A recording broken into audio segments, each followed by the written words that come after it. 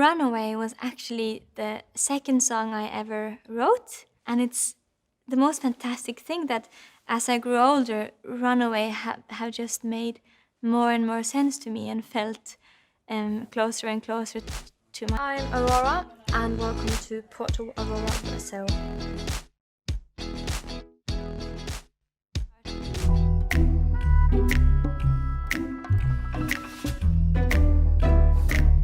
It is really surprising to me that Runaway is still kind of living its best life out there in the world. I can feel that I'm grateful that people have let Runaway into their hearts. I think that's very sweet. And I've always felt like my music it's much bigger than me. I think Runaway is one of the many examples of that the music just lives on and they live on after I'm gone, and that gives me also peace in my life, that I know that it will still exist when I'm not here. I was listening to the ocean.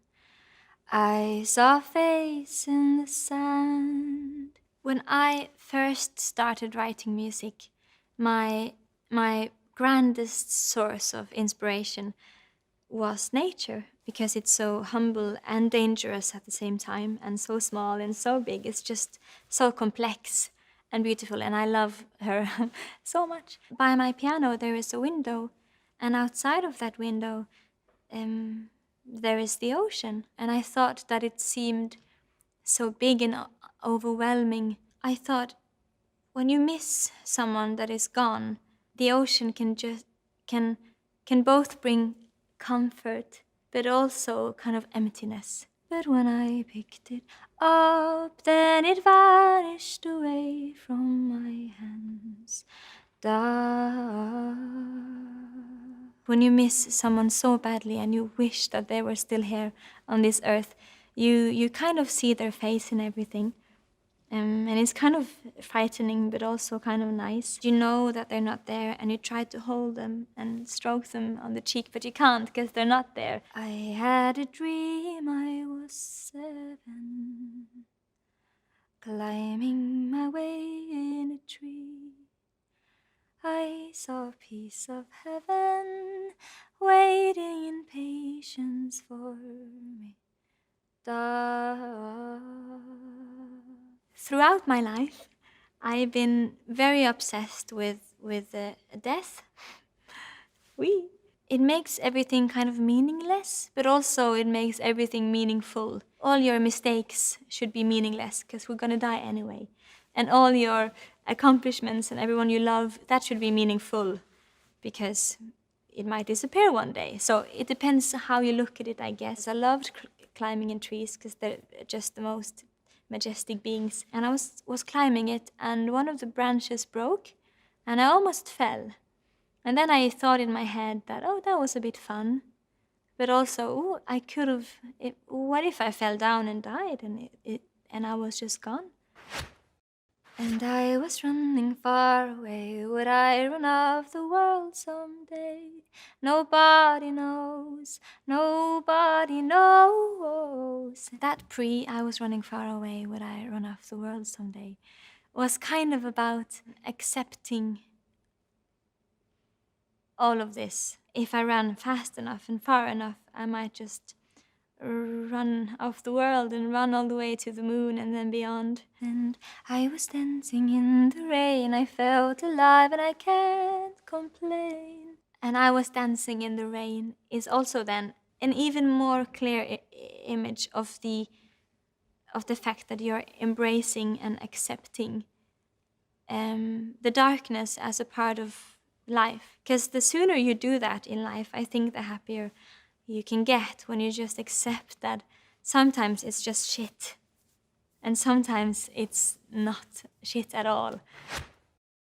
But no, take me home where I belong. I can't take it anymore.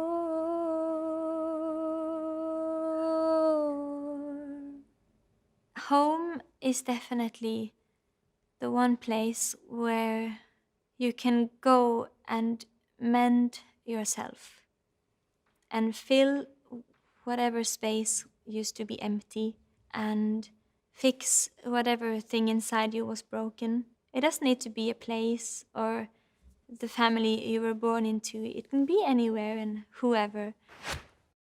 I was painting a picture. The picture was a painting of you. And for a moment I thought you were here, but then again it wasn't true. The a difference of the two images for me, with one finding a face in the sand and then painting a picture of someone, it's kind of two different phases of missing somebody. Because in the first verse you kind of just see them there, you see their face appear everywhere, and you know they're not there. But in the second verse I'm kind of trying desperately in my own hands to manifest the face myself. And all this time I have been lying, lying in secret to myself. I've been putting sorrow on the farthest place on my shelf. Da-dee-da. The one thing I've been struggling with the most with people is to understand if they mean what they say. Because most of the time when you ask people if they're okay, they say yes. When you know something sad have just happened to them, in many occasions they will continue to say yes, that they're fine. And people are just fine all the time. But many of us are never fine. But no, take me home where I belong. I got no other place to go. No, take me home where I belong. I got no other place to go. But no, take me home where I belong. I can't take it anymore.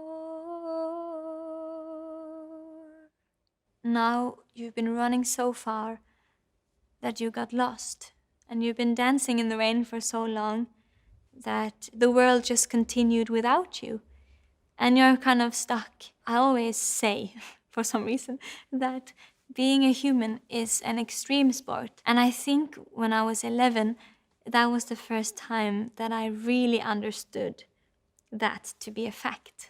The world seems to listen to whoever shouts the loudest, and people who really need help seems to only manage to say it so quiet that maybe only the dogs can hear it, like those invisible sounds that humans can't even hear. But I kept running for a soft place to fall, and I kept running for a soft place to fall, and I kept running for a soft place to fall, and I kept running for a soft place to fall. The bridge in the song is definitely when you've gone too far and you just fall to the ground because you're so tired, and a soft place to fall. I remember when I was a child, I just thought of my mother's arms. But the softest place I could ever fall was just in my mother's arms. No, take me home where I belong. No, no, no, take me home where I belong. Oh, no, no, no, take me home where I belong. No, no.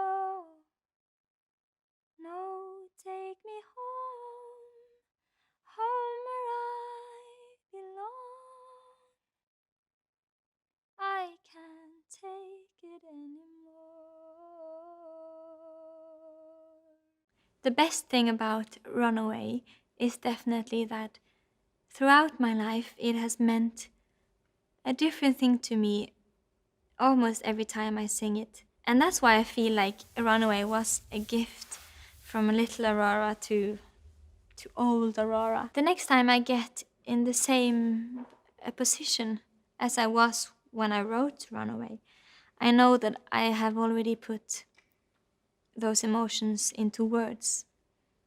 And maybe this time I can just relax a bit and listen to the song.